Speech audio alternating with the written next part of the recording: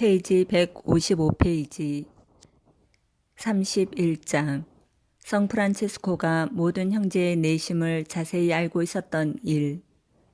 우리 주 예수 그리스도께서 복음에서 나는 내 양을 알고 내 양들도 나를 압니다 라고 말씀하신 것과 마찬가지로 복되신 사부 성프란치스코도 착한 목자와 같이 하느님의 계시로서 동료들의 덕행과 장점뿐 아니라 허물과 결점까지도 다 알고 있었다. 그 중에 다음과 같은 이야기가 있다. 성 프란치스코가 한 번은 첫 동료들과 함께 수도원에서 하느님에 관한 이야기를 하고 있었다. 루피노 형제는 묵상하러 숲속에 갔기 때문에 이 이야기 틈에 끼지 않았다. 하느님께 대한 이야기가 계속되고 있을 때 루피노 형제가 숲속에서 나와 그들이 있는 데에서 가까이 지나갔다.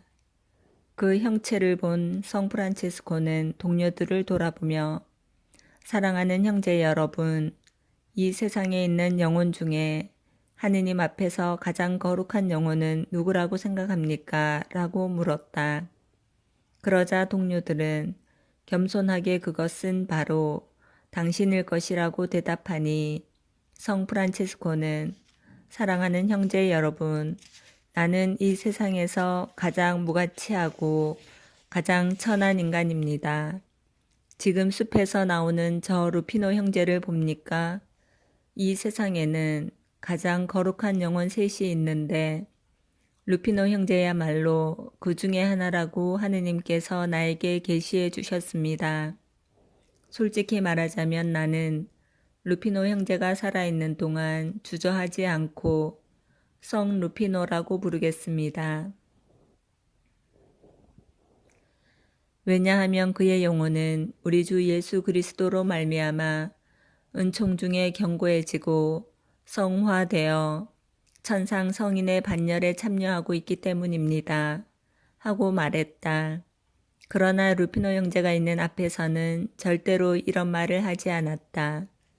성인은 교만한 자는 겸손케 하고 겸손한 자는 드러높이고 또 악을 꾸짖고 덕행을 칭찬함으로써 그때그때 모든 형제들에게 가장 훌륭한 처방을 주는 법을 알고 있었다. 이것은 성인의 최초 동료들에 관해 성인이 보여준 놀라운 계시에서도 우리가 읽을 수 있다. 마찬가지로 성 프란치스코는 형제들의 결점도 잘 알고 있었다. 예를 들면 교만 때문에 가끔 엘리야 형제를 책망하였고 카펠라의 요한 형제가 목을 메어 자살한 것이라고 예언하였으며 또 한 번은 어느 형제가 불순명하여 이것을 고쳐줄 때 악마가 그 형제의 목을 졸랐는데 이런 사실들을 보아도 성 프란치스코께서 복되신 그리스도의 계시를 받아 형제들의 숨은 장점과 결점을 똑똑히 알고 계셨음을 분명히 알 수 있다. 그리스도께 찬미. 아멘. 제32장 마세오 형제가 그리스도께 겸손의 덕을 간청한 일. 성 프란치스코의 첫 동료들은 이 세상 재물에는 가난하지만 덕에는 부유해지려고 온 힘을 기울였는데 이 덕으로 말미암아 우리들은 영원한 참된 부를 얻게 되는 것이다. 하루는 그들이 하느님께 관한 이야기를 하려고 모여 있었는데 그중 한 사람이 다음과 같은 얘기를 꺼냈다. 하느님과 아주 친밀하고 사목생활과 관상생활에 풍부한 은혜를 받고 있던 사람이 하나 있었다. 그는 너무나 심원하고 극단적인 겸손을 지녀서 자기를 가장 큰 죄인이라고 생각하였다.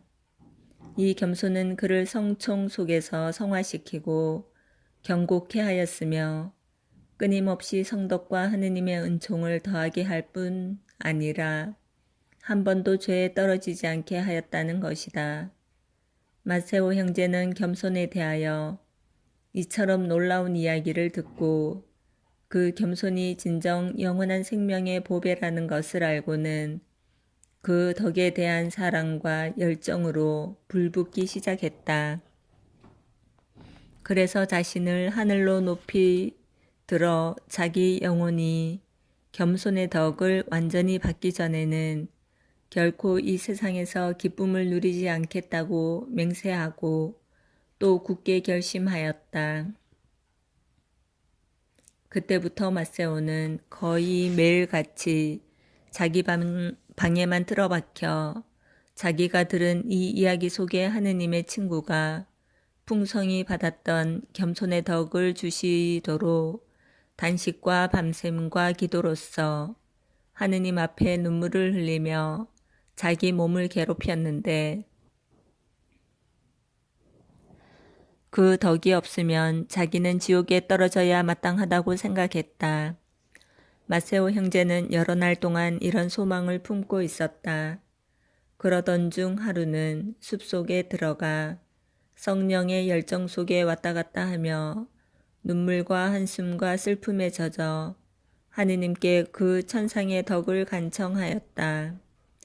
하느님은 겸손하게 마음속 깊이 회개하는 이들의 기도를 즐겨 들으심으로 마세오 형제가 이렇게 하고 있을 때 하늘에서 그를 부르는 소리가 2번 더 들려왔다. 마세오 형제, 마세오 형제. 그는 그것이 곧 그리스도의 목소리임을 깨닫고 내 주님, 내 주님 하고 부르짖었다. 그리스도께서 너는 내게 구하는 은혜를 받으면 내게 무엇을 바치겠느냐 하고 말씀하시므로 마세오는 네 주님, 제 2눈을 드리겠습니다 하고 대답하였다. 그러자 그리스도께서는 나는 내가 이 은혜를 받고 또한 내 2눈도 그대로 있기를 원한다고 하셨다. 그때 마세오 형제는 그처럼 원하던 겸손의 덕을 얻어 자기를 이 세상에 있는 모든 사람보다 가장 낮은 사람이라고 생각하게 되었다. 팔테론의 야고보 형제가 어째서 기쁠 때 기쁨을 달리 표현하지 않고 그렇게 표현하느냐고 물으니 마세오 형제는 기쁨에 넘친 목소리로 이렇게 대답하였다. 어떤 한 가지에서 온갖 선을 찾아냈을 때 거기에는 아무것도 바꿀 것이 없습니다. 그리스도께 찬미. 아멘. 제33장 성녀 글라라가 교황의 명을 받들어 식탁 위에 빵을 축성하자 기적이 일어나서 빵마다 십자가가 새겨진 일. 그리스도 십자가의 경건한 제자요 성 프란체스코의 고귀한 새싹인 성녀 글라라는 너무나 거룩했기에 주교들과 추기경들 그리고 교황님까지도 성녀를 만나 이야기 듣기를 간절히 원했고 그래서 가끔 성녀를 개인적으로 방문하는 일이 있었다. 그러던 중 어느 날 교황께서는 하늘나라와 하느님께 관하여 성녀가 하는 말을 들으려고 성녀 글라라가 있는 수도원에 가셨다. 하느님에 관한 이야기를 하고 있는 동안에 성녀는 사람을 시켜 식탁을 준비하고 교황님이 축성하시도록 빵을 차려놓게 하였다. 영적 이야기가 끝나자 성녀는 매우 경건히 무릎을 꿇고 그 식탁에 차려놓은 빵을 축성해 주시도록 교황님께 청했다. 교황께서는 충실한 글라라 자매여 자매가 자신을 완전히 봉헌한 그 그리스도의 십자 성호를 그어 이 빵에 직접 축성하시오 하고 말씀하셨다. 성녀 글라라는 교황성아 죄송하옵니다. 만약에 비천한 여인인 제가 그리스도의 대리자이신 교황님 앞에서 감히 주제넘게 그런 축성을 한다면 얼마나 엄한 책망을 받아야 하지 않겠습니까? 하며 여쭈었다. 교황께서는 거듭 명하셨다. 그렇게 하는 것은 주제넘은 짓이 되지 않고 오히려 순종의 거룩한 공로가 될 것이요. 이 거룩한 순종의 이름으로 명하니 이 빵 위에 십자가 성호를 긋고 하느님의 이름으로 축성하시오. 성녀 글라라는 참으로 순종하는 마음으로 십자 성호를 긋고 공손하게 빵을 축성하였다. 놀라운 일이 생겼다. 갑자기 모든 빵 하나하나에 십자가의 표가 완전히 새겨졌다. 사람들은 이 빵의 일부분은 먹고 나머지는 기적의 기념으로 보존해 두었다. 이 기적을 보신 교황님께서는 하느님께 먼저 감사드리고 이 빵을 잡수신 다음 성녀에게 강복을 주시고 떠나셨다. 그때 수녀원에는 성녀 글라라와 마찬가지로 덕과 성령으로 가득 찬 성녀의 어머니인 오르톨라나 자매와 친동생 아네스 자매 그리고 다른 여러 거룩한 자매들이 살고 있었다. 그리스도께 찬미. 아멘. 제34장 프랑스 국왕 성 루이께서 순례자의 옷으로 변장하고 페루지아의 에지디오 형제를 방문함. 프랑스 국왕 성 루이는 세계의 거룩한 성지를 순례하던 중 성 프란치스코의 첫 동료 중에 하나인 에지디오 형제가 성덕이 뛰어나다는 소문을 듣고 한번 꼭 몸소 찾아가 보려고 에지디오 형제가 머무르고 있던 페루지아에 갔다. 가난한 무명의 순례자 차림을 하고 시종도 하나만 데리고 간 성 루이께서는 형제들 수도원에 이르러 문지기한테 자기가 누구라는 말을 하지 않고 에지디오 형제를 만나게 해달라고 간청했다. 문지기가 에지디오 형제에게 가서 그를 만나고 싶다는 순례자가 밖에 있다고 말하자 에지디오 형제는 그분이 바로 프랑스 국왕임을 하느님의 계시로서 알고 급히 문으로 달려갔다. 그러고는 한마디도 묻지 않고 서로 전혀 안면도 없는 사이인데도 마치 오랫동안 사귀어온 친한 사이나 되듯 넘치는 사랑으로 서로 경건히 무릎을 꿇었다. 두 사람은 침묵 속에 애정과 사랑의 표시로 서로 포옹하고 있을 뿐이었다. 긴 시간 동안 그들은 입을 다문 채 그대로 있었다. 성 루이께서는 다시 순례의 길을 떠났고 에지디오 형제는 자기 방으로 되돌아갔다.